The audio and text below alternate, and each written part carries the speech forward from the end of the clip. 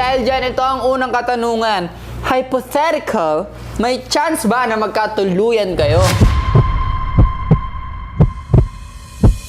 Meron, pero sa tamang panahon. Para sa akin, wala. Ayoko. Lo, bahala ka ba?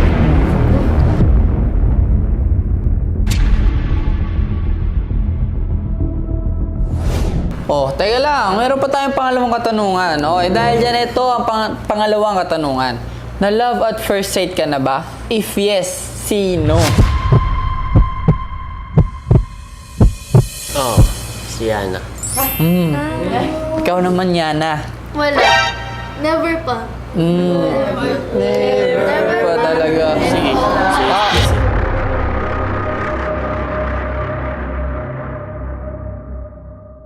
Panghuling katanungan. Bagay o tao na nakakapagpasaya sa'yo at bakit? Sa bagay, pagkain. Sa tao naman, si Yana. Yana talaga lagi. Ikaw naman, Yana. Sa tao, family syempre. At sa bagay, cellphone din. Di ba? Social influence. Sa bagay. Okay, simulan na natin tong fast talk. First thing na ginagawa mo sa umaga. Hilamos. Maghilamos. Last thing na ginagawa mo sa gabi. Pray. Mag-pray. Taong nagpapasaya sa'yo ngayon. Si Yana. Family. Kung pupunta ka sa Paris, City of Love, sino ang isasama mo? Family. Pamilya ko.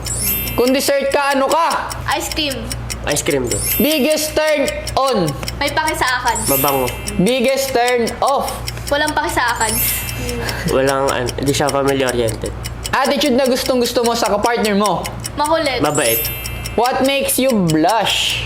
Pag kinakompliment ako ni Harold. Compliments. Sunrise or sunset? Sunset. Sunset.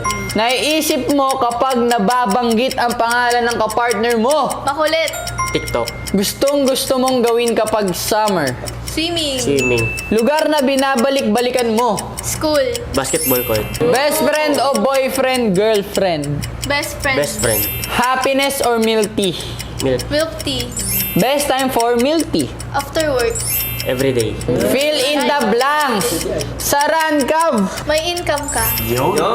Saran Cub. Dinidisiplina ka. Yeah! Dito na po nagtatapos ang Fast Talk ng